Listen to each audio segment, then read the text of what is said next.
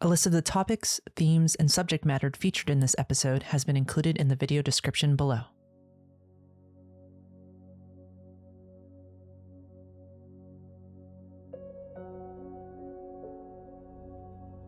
Hello, everyone, and welcome to another episode of our Daggerheart, The Last Arcanist origin stories. Today, I have with me a individual that I've been very much looking forward to diving into their character's backstory, a little bit of life before the events of the unraveling. So I'm going to pass it over to them and pass it over to him, and we'll go ahead and get started. Hi everyone, I'm Thomas McGuinness. I'm a Northern Irish and Canadian game writer, and I'm very excited to be here. Awesome. Sweet. So we got Thomas joining us, and we're going to be diving into Róisín's origin story today. I am Kylie Rose, your storyteller, your game master, whatever you want to call it. And I will be the guide as we dive into this story today. So buckle up, be ready, and we got a little tale to tell you.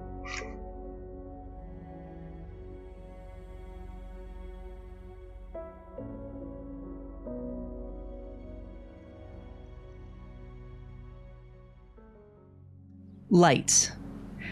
It's the first thing we see when we enter the world, and oftentimes the last. And hopefully, in each of those moments, surrounded by people who care about us. For life and death is a significant time in one's life. It is one of those moments where our story begins, as we find ourselves within a grand bedchamber on the 7th floor of the House Dubois Palace, which resides in the kingdom of Helwyn. We see in this room a double door opening to a balcony where warm light from the setting sun along the Canwen Sea casts these magnificent colors of reds, orange, and yellows against the tapestry that lines this massive bed. Laying there, pillows propped behind his back, is Prince Alexander, in a way so he can enjoy the view, listen to the sounds of crashing waves, and smell the crisp sea air wafting into his chambers. We see his face is highlighted in a golden hue, extenuating his honey-colored skin and his sharp features. His wavy brown hair rests on his shoulders, fine and shiny, and his eyes a piercing emerald green. Yet in his beauty, how we see him now is not how he truly looks, as light can also manipulate what we see. As the evening sun starts to set, fading along the horizon, we witness Prince Alexander as he looks now. As the light in his bedchamber shifts from warm to cool, we see a gaunt face, his skin pale and sallow. His dark brown hair that was once glowing with the sun is unkempt and wiry. His eyes no longer are piercing emerald green, but pale and tired. Yet, in this exhaustion, there's a smile upon his face as he looks down at his hand that's intertwined with another's. He squeezes it tenderly before his gaze moves to meet the eyes of the person he's sharing this moment with. Thomas, could you describe what we see in this moment? Yes, so laying next to Alexander is Róisín, the most beautiful man you could ever imagine, with ivory skin, long rosy hair, and just like his lover, eyes of emerald green, as he's just laying next to him, gently holding his hand, stroking his thumb over his lover's knuckles, just taking in these precious moments between them. As your eyes are locked, you would see his smile widen a bit wider, his canine kind of poking out right underneath. It gets like cut on his lip. Something that often happens when his mouth is a bit parched. And he says to Róisín, as I sit here and reflect on the life I have had, I don't think there's much that I would change. But I would be lying to you if I said there was nothing I regret. And something I fear now I will not have the strength to right. Oh? Whatever could it be, my lover? He would take in a deep breath and he would say, there is someone that I must tell them that the truth of their life, who they are, and that the life they were given is, in a way, false, and it's in large parts due to my family's desire for gain within the Ardallan Empire. But I do not have the strength to meet with her. But if I could request one thing, Róisín. Anything? I think at that point he loosens his hand, holding Róisín's, and puts it up to his face. And he says, could you please find her for me? Deliver this message and let her know the truth. What my family took from her. You know, this wasn't exactly how I pictured our denouement, but I can't say no to you ever, can I? Not like this. I think as you say that, he just kind of as he holds Róisín's face, he kind of rubs underneath the chin a bit, and he says, well, you are your own person, and you can decide ultimately what you do. But I think we both know. Well, I suppose if needs must, and someone has to be the cutting, heroic figure this time, then I suppose I can clean up nicely for it. I think that you see, like, in you saying that to him, the smile widens more, and but then you would feel almost this, like, his hand, you would feel like along your face, you would feel it shaking as kind of his energy levels are diminishing. And my hand would immediately leap up to his in order to help steady it. Mm-hmm. And I think he would at that point just hold tighter almost, and just like as you steady it, he would almost like hold it tighter, and he would eventually next to the bed you would see that there is almost like a little nightstand, and with his other hand he would reach over and he would grab this letter that is wax sealed with his insignia upon it, and he would place it on I think he'd probably place it on Róisín's lap and say, I know this is asking a lot, and I wish I could go with you to deliver it. But I think we both know that is unrealistic. Mm-hmm. Well, you have given everything, lover, so it's only fair that I give what little I can back to you. If this is your request, then in my name as Lennon She, I will see it through.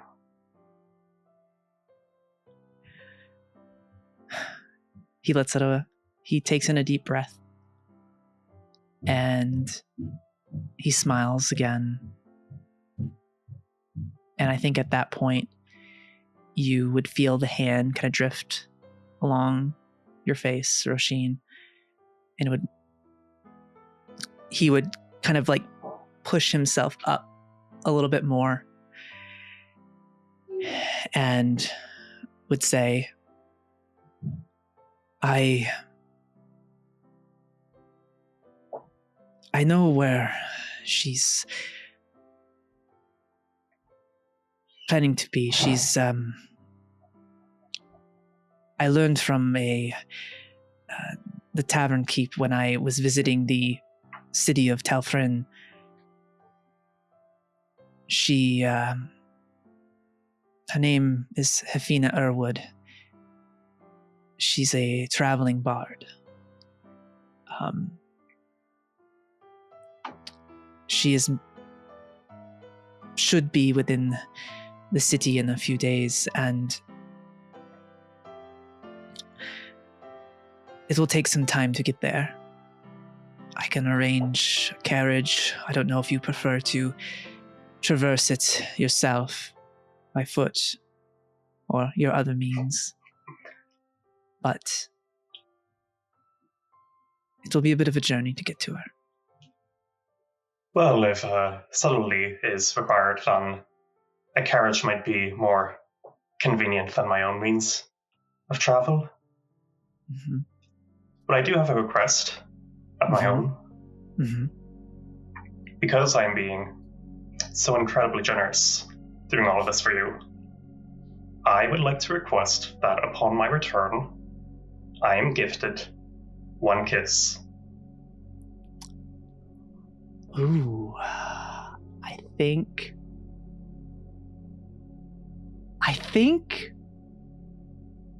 go ahead. I'm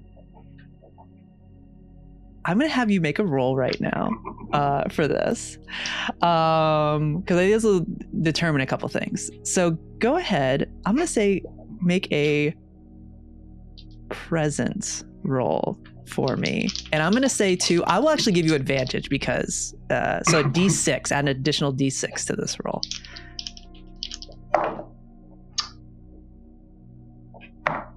Okay, thank goodness for advantage.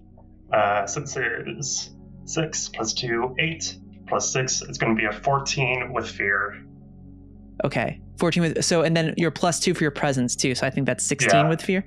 Okay. I think he looks at you and his hands would move up to Róisín's face and he says, I do not want to wait. And I think he would go in for the kiss now, if that would be okay with Róisín. I think Róisín is going to wait for him to get just a breath away and stop him and whisper, you can wait until I come back, and you will be here when I come back. I think as you say that, he acknowledges it. But I think you know him enough where within his eyes, there is some fear that he might not be here when you get back. Just consider it a wee bit of motivation for you.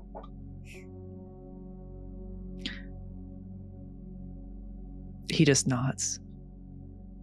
And he says, so I will arrange a carriage for you. And if you need to use my house name, you can. As that will give you some favor, I suppose.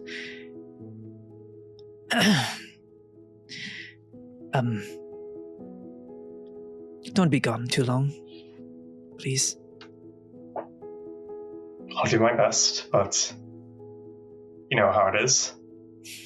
Absence does make the heart grow fonder. You have such a way with words. Why, thank you. So true. I think he just like takes him by the chin and then places his hand back and just holds Róisín's hand for a little bit longer. As you see, he kind of is dipping in and out of consciousness at this point. And I would say just from earlier when he placed the letter down, there was a weight to it. I think you would have noticed that as he places it down. But he just lays there for a moment and he kind of comes back to, and you would hear a knock on the door, and walking in, you would see a servant for the House Dubois. They would be holding like what looks like a nice kind of formal attire that they would lay across the bed, and they would look over to the two of you, and they would say, "Prince Alexander, you have a dinner that you're meant to be to, and do you need?" And she would like look over at Róisín, back at Prince Alexander. "Do you need us to aid you with getting dressed, or is that something that you can do on your own?"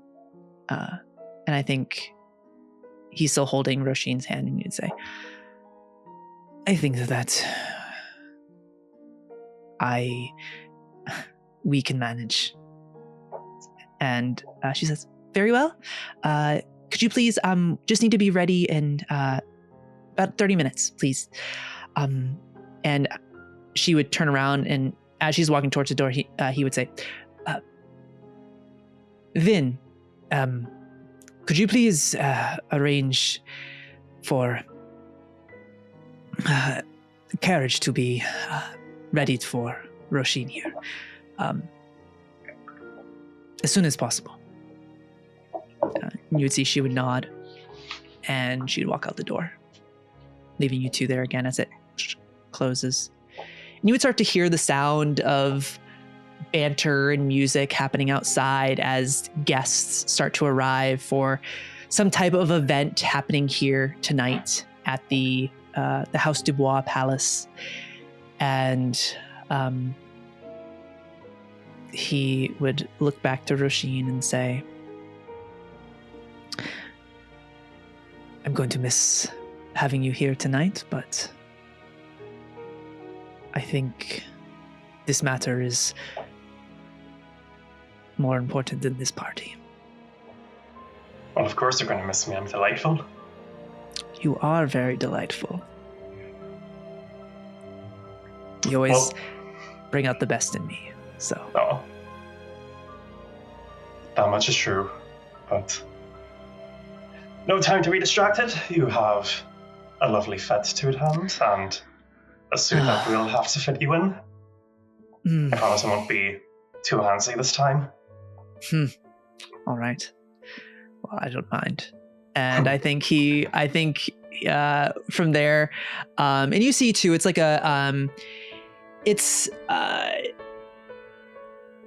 it would be more of a robe. There's a few like sashes and things to really kind of hug the waist, that kind of flow down behind the back. It would very much be made of like a light silk, as it is a little warmer in this area, specifically being by the ocean. It does get a little cooler during the winter months, but it is a little bit of a warmer evening. So it's kind of this silken robe that with kind of the sash around the waist. It would be this like almost like midnight black, and then with touches of golden embroidering upon it, and then the sash itself would be of this like almost like a crimson red that would wrap around, and you would see he kind of starts to get up, a little weak, and he'd walk over and kind of rub his hand against it, and I think he would look at Róisín and say, what's been your favorite memory that we've shared together? How can I pick just one? But if I had to pick one, since you're asking,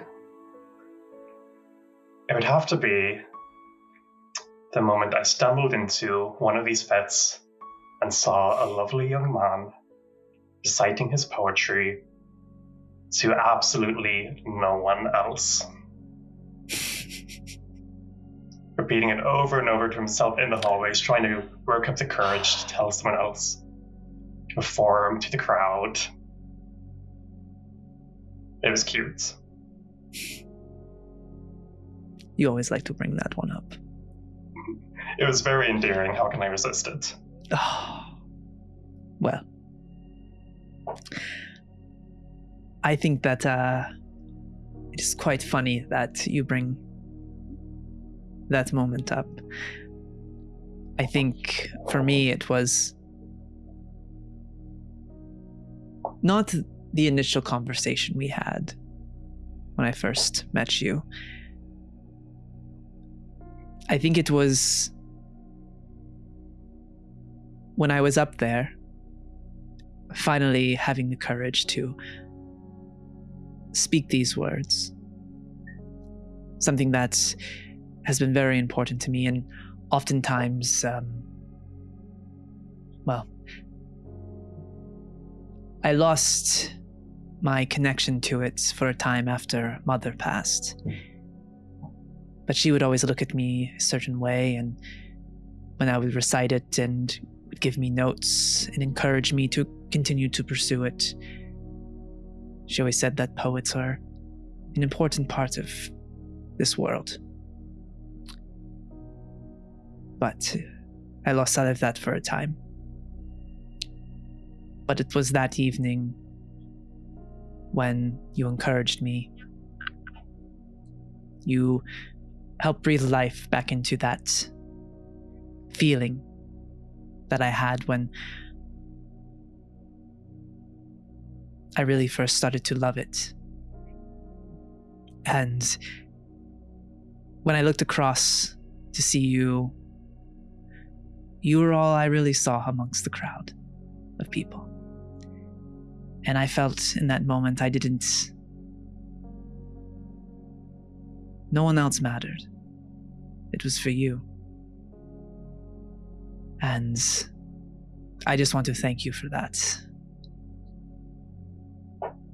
It has made my life better. You have made my life better. You are a candle, my lover, and your work shines light in the darkness, and you have shone very brightly indeed. If only half as long, but those are the deals we make for greatness. It's true. Well, he tries to stand up a little straight. You see his legs slightly buckle, but he steadies himself. Well, I suppose a few more nights of greatness to be had. And I think he would start putting on his robe and his sash. I think he would like kind of like move over to have you help him like tie it properly. And I think as he finishes up, he would walk over towards the balcony, rests his arms up on the railing that wraps around, and it's a pretty big balcony, one that you could definitely stand on. There's like some small little basically like little stools essentially that you can sit and just kind of take in the sun on a sunny day. But he puts his arms on it, and as that kind of fading light of the sun dissipates, the stars start to appear in the sky. A small crescent moon this evening. Then he looks back to Róisín and he says, "It is hard to imagine a more beautiful view than this." And you see, just kind of overlooking the city and the ocean in the distance, sound the crashing waves. But as he says that, he says, "Well, that was until I met you." You're not so bad with words yourself. I try. But I have a good teacher. And I think at that point he kind of steadies himself and walks over to Róisín and just rests his forehead on his. Róisín just leans into the sensation, treasures it.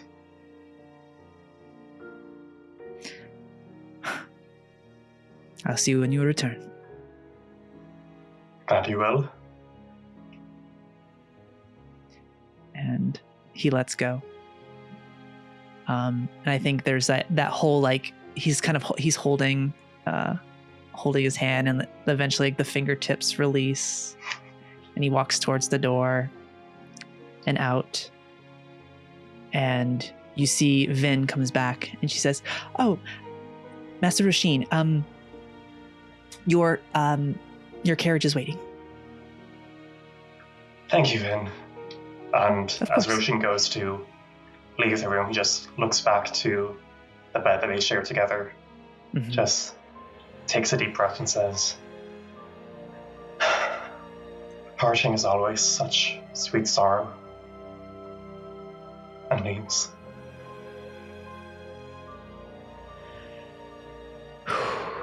Okay. So, as you descend down the stairs,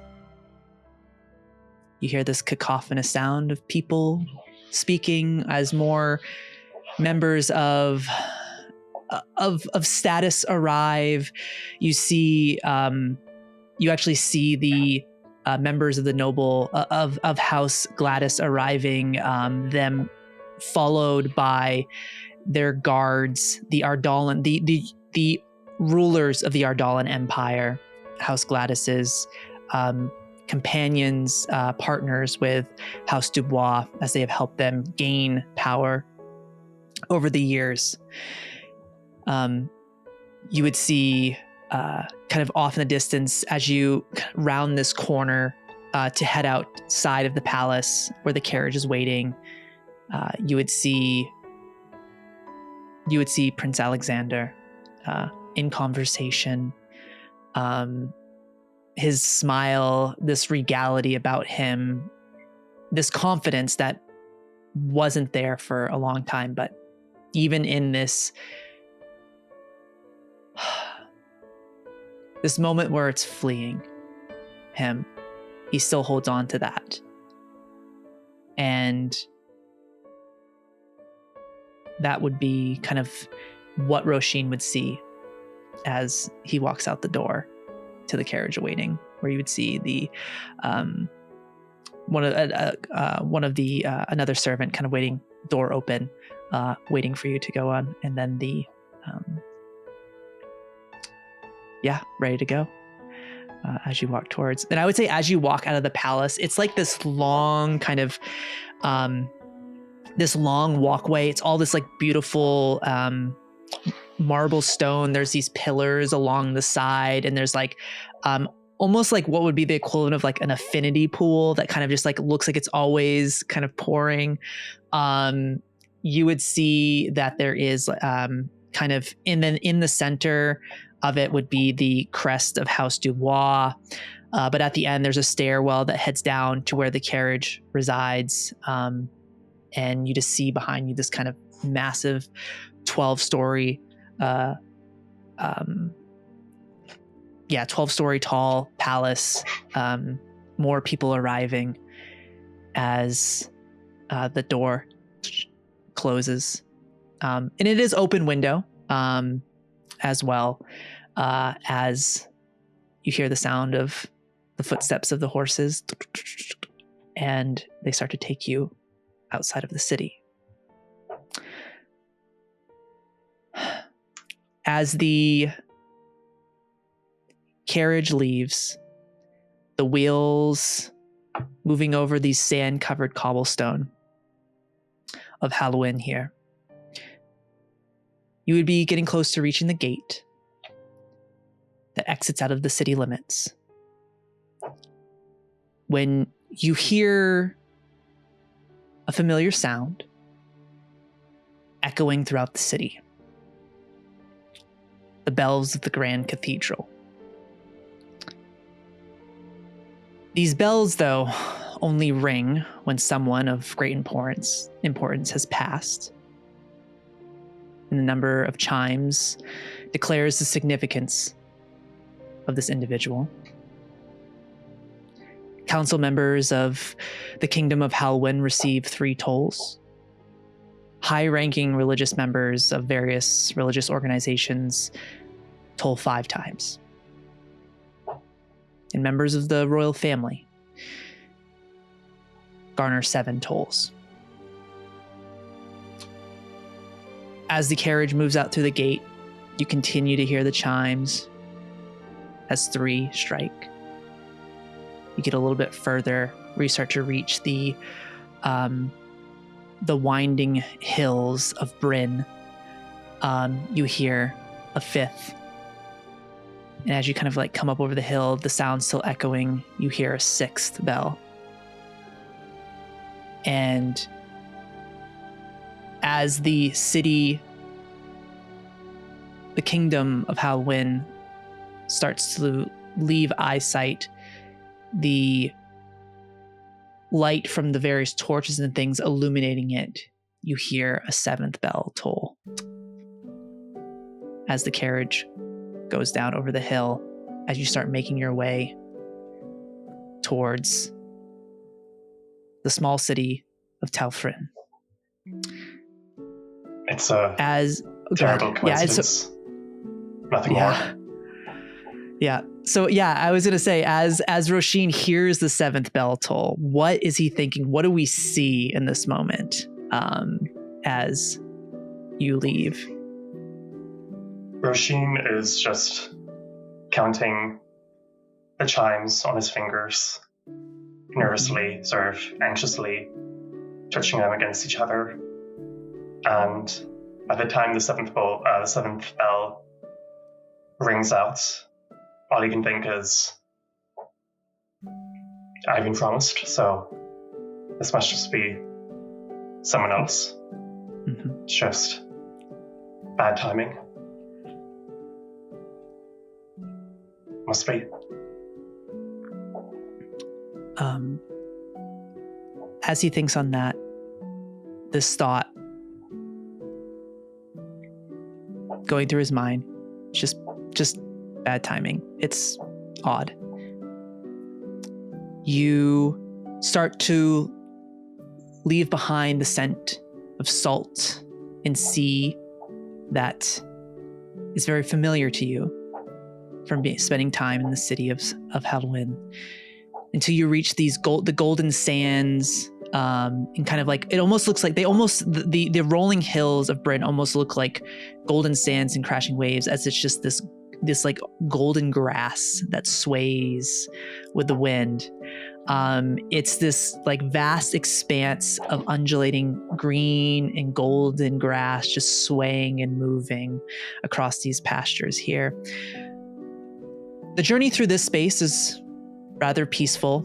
Lots of time to think and contemplate as you leave. By carriage, it's about a day and a half travel to the city of Telfrynn. You would move through these narrow pathways. These are pathways kind of threading between hills, crowned with wildflowers, and the occasional shepherd tending to his herd, or to their flock, rather. And you would hear occasional, there are small little villages scattered about, kind of just tiny little communities where you hear the sound of church bells chiming throughout, just kind of like hearing bells again, almost like if they're following you. And eventually, as these rolling hills begin to flatten, the terrain takes on a darker, more foreboding tone as you reach the Gettin Marsh. The road becomes more treacherous. Wooden planks and ancient stones have to be traversed with precision as you feel the carriage slow down, the horses steady. You actually see at one point he has to get out and place a plank down so that the horses can safely pass over this terrain.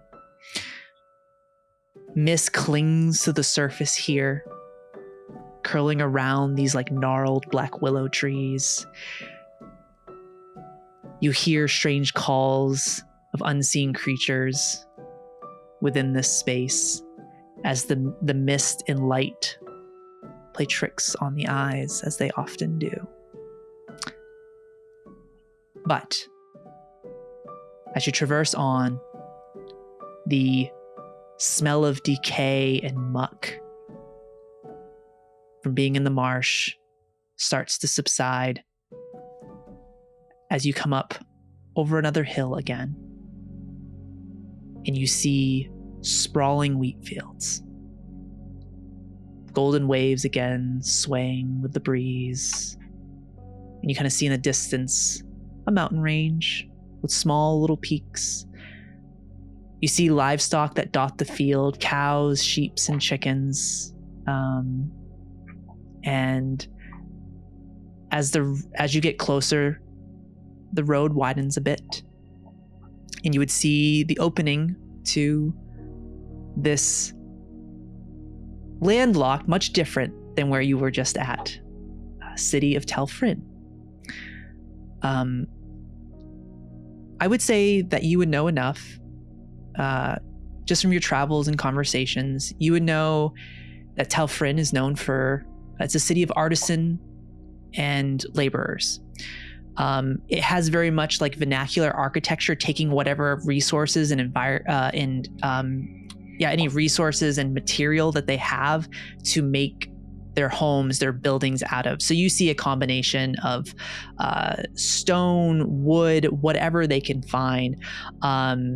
You do see, and they also, you would tell that definitely they quarry stone here as well.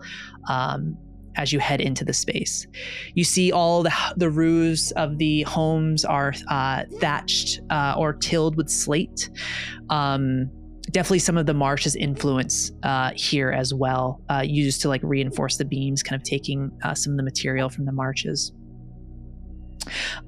You would see along the walls, though, of all the shops are these colorful depictions of farmers harvesting wheat, kind of telling stories of labor and abundance. You would see as you navigate through within the market square here, you would see musicians and performers just enjoying life. It is, I would say at this point, heading into evening because of the time you left and kind of just traversing through the marshes. And you would see, I think, as you go up to the location that you were given by Prince Alexander, the Gilded Tankard is the name of the tavern that you were given. You see along the wall of it, this building is made up of all these varying stone pieces, and it depicts this beautiful essentially like this. It's this mural of the Nafon River, and it's like a sunset that stretches across, and it's absolutely masterful work. But as you you stop, the carriage stops here. You would see people of this city at this point. It's the end of the day. People are coming in from working out in the fields, tending to livestock. There are some people here, smiths, various artisans all across the spectrum. You would see people moving in, enjoying their time, but the carriage stops right outside of the Gilded Tankard. As Róisín kind of sees all of this right now, after kind of traveling through the rolling hills, the kind of tough day through the marshes, what's going through Róisín's mind as you've reached your destination at this point, in this moment? I think Róisín's natural instinct is just to sort of take in and admire all the beauty around him. Mm-hmm, mm-hmm. Just Róisín is someone who can see the beauty in almost anything, and just even in sort of the tedium of the laborer's hard work that he sees as he passes by the various artisans tending to their crafts, just the effort and the dedication within every single piece that they make, the effort in even just like in the smell of the dust and the air. All of it has just a romantic quality to him that he just can't help but appreciate. Mm. As you take that in, and yeah, you see there's so much beauty in that. The process. I think anyone that's an artist can understand that the process is, well, can be difficult sometimes, is also the most rewarding. And as a door opens up, you see the exterior, the Golden Tankard, or the Gilded Tankard rather, sorry. And I think you see just that again. There's this, the image, the mural on this tavern. We kind of see the one of the sunset, but there's another one like as near the entrance of it where you see this like jovial feast, these brass tankards being hit together. You would see it's almost like a culmination of everything that makes Telfrynn what it is. You see artisans, you see performers, you see the wheat fields. But as you get closer to the building, you notice that on each of these stones, there's all these smaller images on it of other pictures of things throughout this place, as it is, again, a mosaic. As you see one thing and you see all these other smaller pieces of art in history and the passion poured into making this piece as you walk towards it. Entering in, you would see it is lively. It is alive with energy. There are people singing to one another. There are kind of along as you walk into the tavern, you see like exposed wooden beams. It's like a split level tavern. You would see some people like sitting up top, their feet swinging along. Probably shouldn't be up there because have a few too many ales. You see that the main hall within the tavern is lined with these communal tables. And then you would see like along the back left wall is the bar, and it's made out of this like slab of dark oak, polished to a gleam. And you would see all these brass tankards hanging along the top, some of them with names of people, frequent flyers, if you will, of the tavern. But you would notice this small stage tucked in the corner that hosts bards and traveling performers, and the backdrop of another painted mural, it depicting this roaring hearth where the embers never fade.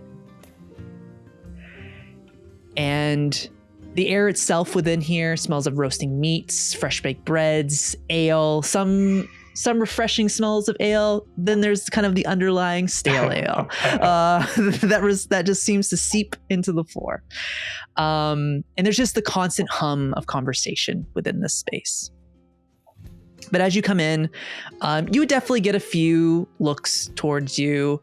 A couple of people taking sips and just kind of wiping the foam off their face.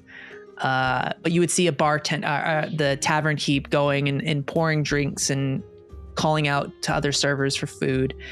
And they would look over to you. Do you need a drink or are you all good? Could we grab you anything? Oh, no thank you. I'm well fed. Oh, all right. Well, more for everyone else. And everybody's like just starts, and she just goes and starts filling more tankers. And then you would see at that point, walking on to the stage are a few musicians. These ones in particular are holding stringed instruments. And from there, you would see walking up to the tavern, or sorry, up to the stage rather. You would see this woman. She's stands about a little over 5 feet tall. She has kind of pale blue skin with like hyperpigmentation that stretches up kind of around up her face, like up to her forehead, where you see these horns jutting out. She has flowing, curly, dark blue hair. She has golden eyes. Her ears kind of a little sharp at the ends. She's wearing this elegant blue gown with this like silver shawl upon her shoulders.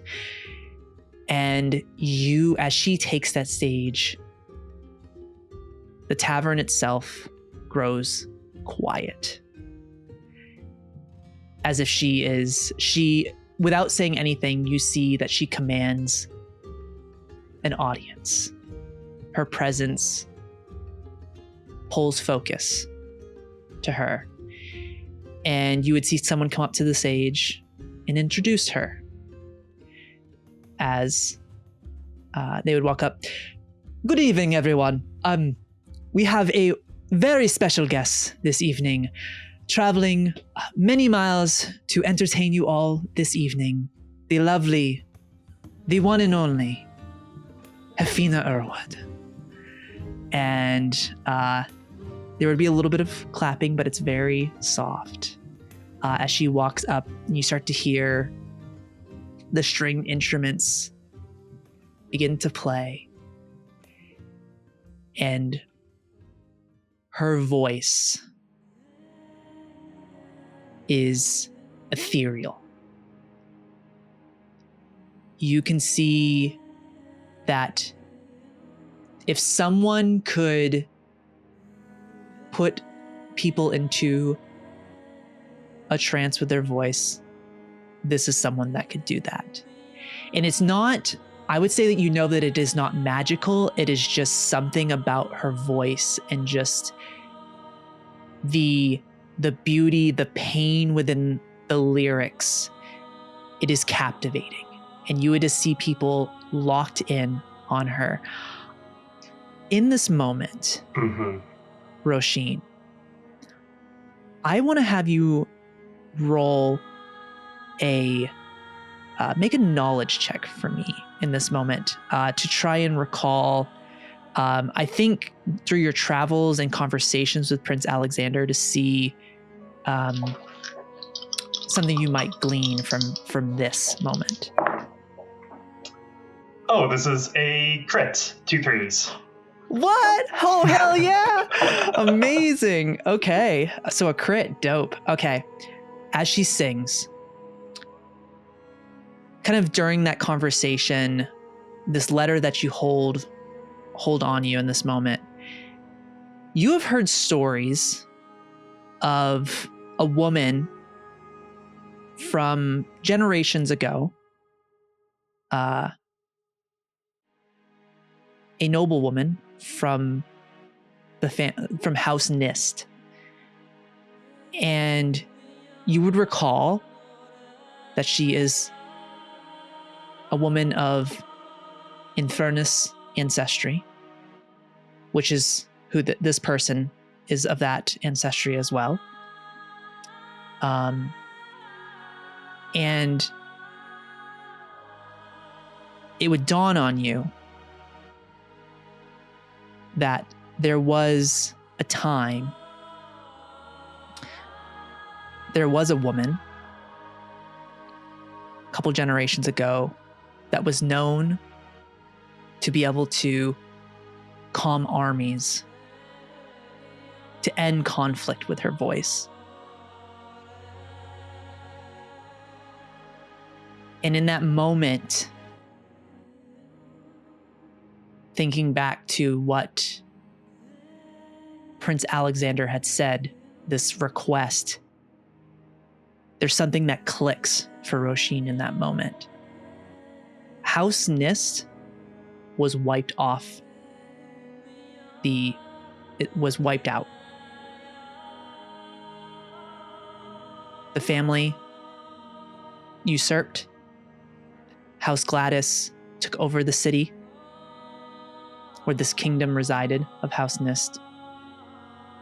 Of Caradoc is the name of that specific city. And the heir was allegedly killed during this.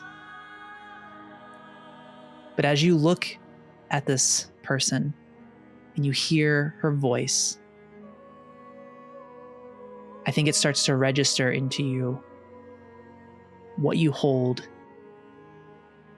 carries a big weight. It could change the future of this empire forever. So as you sit with that, what is he thinking?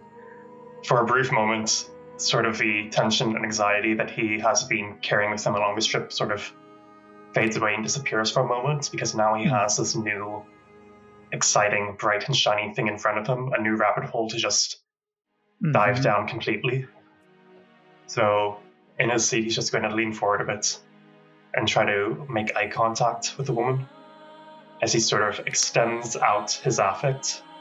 And there's sort of this lingering rosy scent that begins to fill up the space of the audience, the whole tavern almost, as he's going to reach out and for a moment, I think he's going to try to enthrall the woman.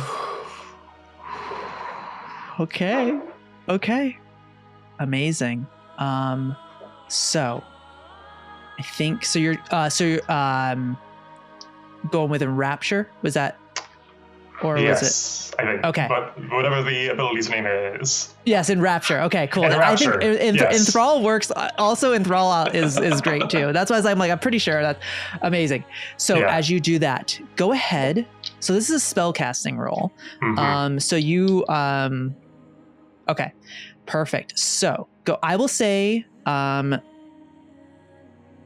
you her evasion, you need to be at 11 for this to work.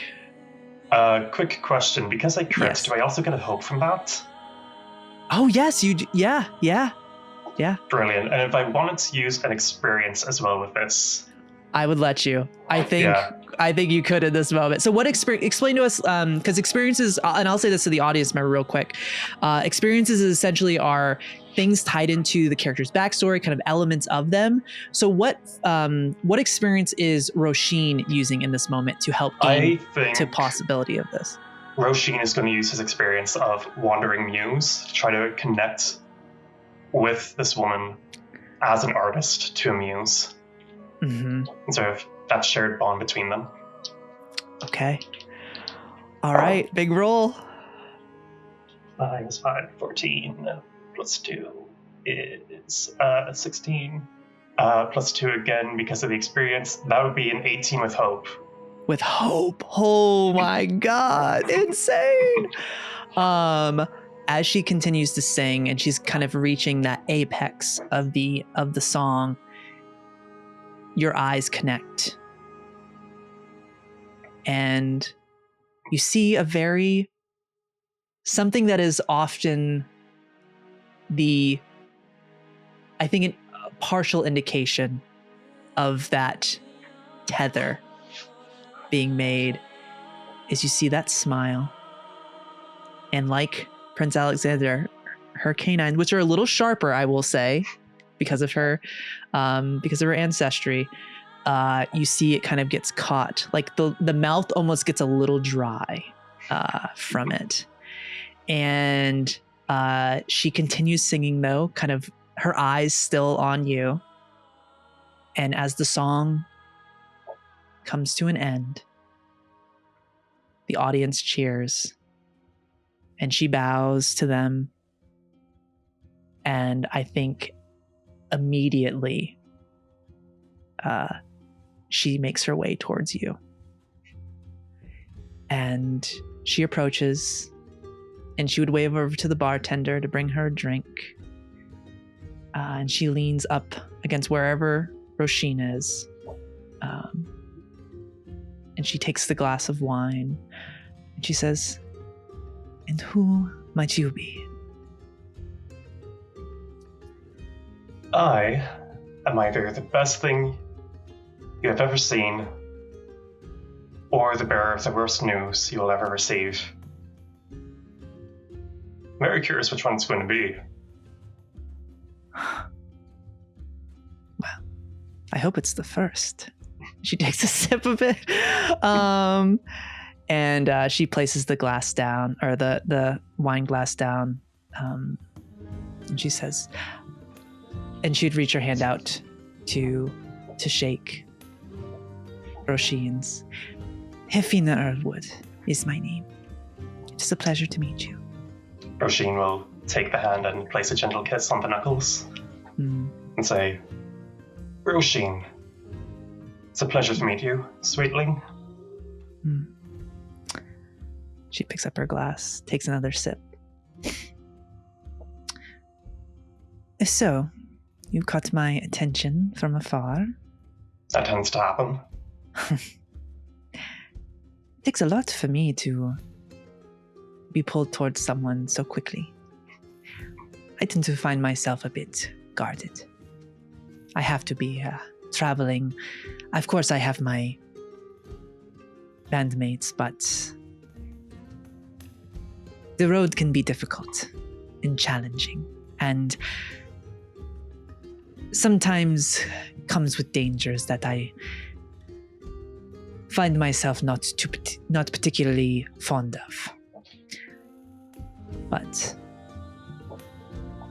people have learned to not mess with me. And you see, like, she like reaches, and you would see she has like hidden underneath. She has a dagger. A purest flower would be the thorn.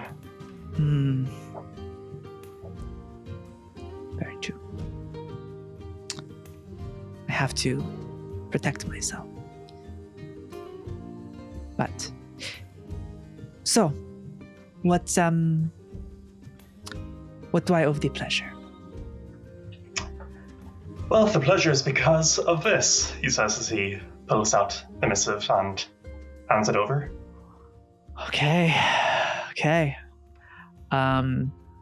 She I think she actually just like takes her dagger out and she just slices it open, and she puts it back in the little sheath. And I think you would see she has a like leather band that goes around, kind of hugs like right underneath, right underneath like where her sternum would be. And she slides it back in, and kind of covers it again with the shawl that she's wearing. And she takes a moment to read it. And you can see it's a pretty long letter to her. Do you think Róisín would try to read over her shoulder as she reads this letter? Oh, that would be a bit of a breach of trust and, probably a wee bit rude to do, but he's definitely doing that. Okay, amazing. Okay. I'll say because of your because you crit on that roll. I'm gonna say she doesn't. She's still so focused that. So I will read the letter in its entirety. So, Lady Hafina Erwood, while I have not had the pleasure of meeting you in person, I have known of you for many years. As a child, you were taken from your home and your family. It was during this time that you were presumed dead by the people of the Caradoc Kingdom, as your house and family were slain in the name of the Ardallan Empire, ruled by House Gladys. Your family was painted as worshippers of the twilight, plotting to bring darkness upon these lands by my very own house and father, the Andre Dubois, spread through lies and deception. They were afraid of what you could do if you were given the opportunity to lead, as many believe you were the heir amongst all the houses that would unite the people across the kingdoms and bring peace to the realms of Ardallan. With this threatening House Gladys power over the Ardallan Empire and my house's desire to advance for their own means amongst the kingdoms, they did what they thought was necessary to make sure you never had such an opportunity. It was my mother, Alice, who stopped you from being killed. She brought you to live with the Verdant Fellowship within their orphanage for displaced children. She was a good woman, and I miss her dearly. She stopped by frequently for several years to make sure you were well taken care of. She chose your name that you go by now. But your true name, which bears your claim to the kingdom of Caradoc, is Marwyn, heir to House Nist. I am sorry I cannot be there to inform you myself. But as I write this, my days amongst the living are coming to an end. But I could not take my last breath knowing that you were still out there, still alive, and capable of fulfilling what you were destined to do. And this next piece would confirm your knowledge from earlier. My mother would tell me stories about your great-grandmother, Rhiannon, being able to calm battlefields of soldiers at war with the sound of her voice. So when I heard you sing some time ago within the warm interior of the tavern, it was the first time I had an idea of who you were. And then, please forgive my lack of haste to not inform you sooner, but there are many watchful eyes and ears at work. Secret societies looking to squash any aspects of hope across these lands. And then you would see this part. Yet the person delivering this letter to you is someone I trust with my life, and can say with full confidence, you will be safe with him. It was vital to gather evidence so you can have a chance to claim what is yours and unite the people. I fear there is something dark that lingers beyond the veil, that has latched its hands upon the Ardallan Empire and those in power. Keep this letter safe, Princess, and trust in yourself. Long live House Nist. And you would see Alexander's signature. She would close the letter.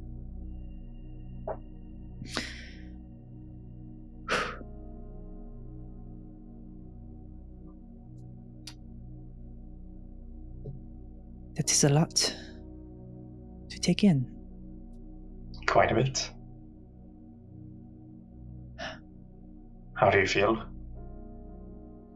I think you would see her sit down and kind of slump a bit in the chair.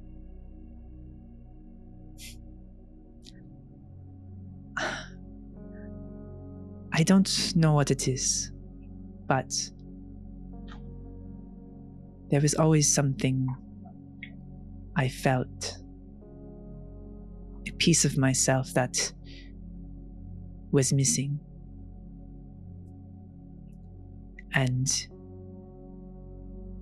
a lot of my songs reflect that.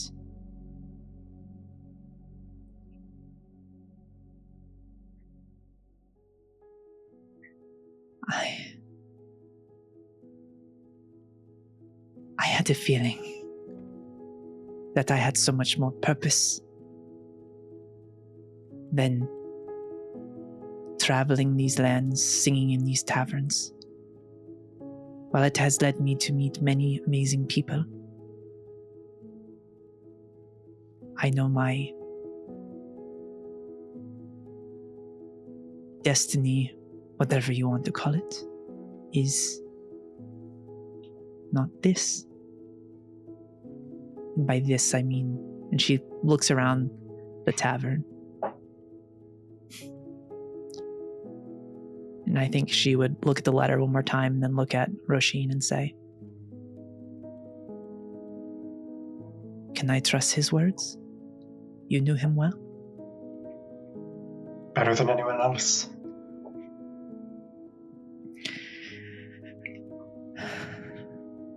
He trusted me with his life, and one day I will be the one to take it. No greater bond than that.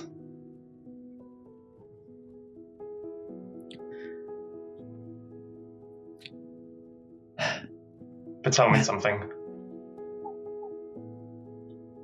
What is it that you want?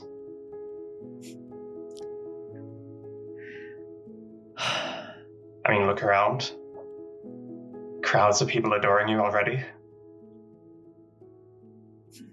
Couldn't this be enough?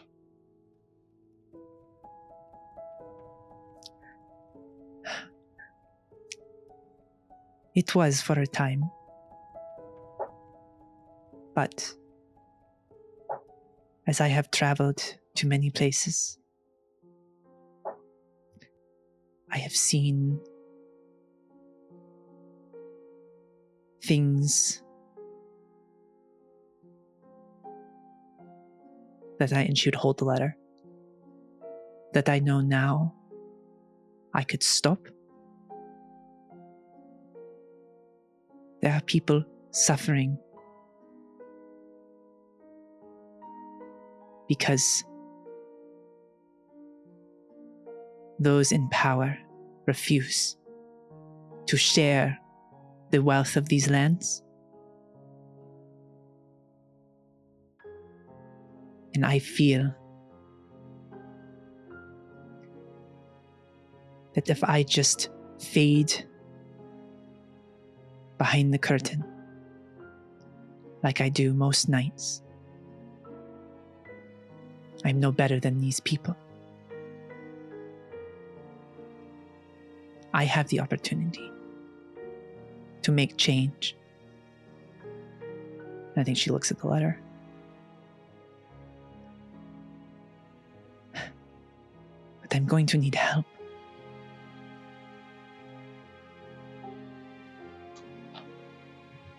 You don't want to fade into the darkness. You want to burn brightly. I do. Brighter than anyone else. I want to be a beacon. The light in the darkness. At what cost?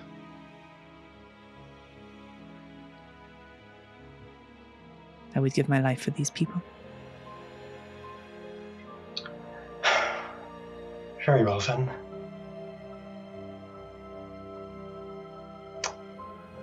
Well,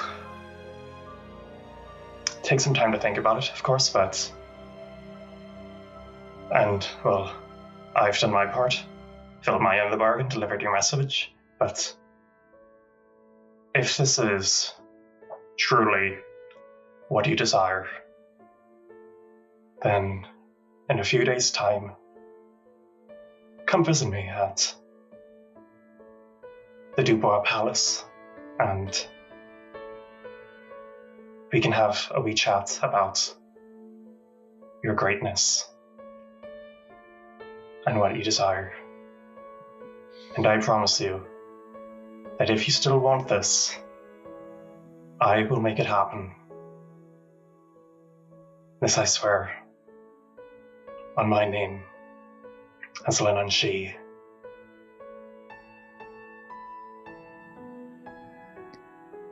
I think as you say that, I'm going to say that's where we're going to end it, right there, on that note, because that feels like an epic moment to end it right there. And I think you would just see she would nod, and that's where we'll fade away to let that thought linger. Woo! Woo! Wow. Wow. Okay. Wild. Amazing.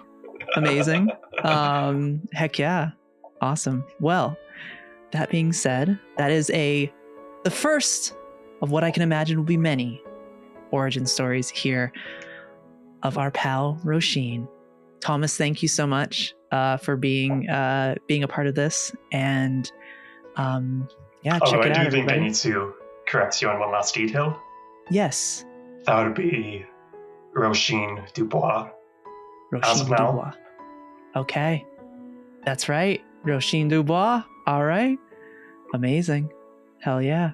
Awesome. So, with that said, we'll sign off on that. So, until next time, drink the water, eat the food, and we'll see you next time as you come escape the mundane for a little bit with us in the realms of Atalantia. We'll see you later, everybody. Bye-bye.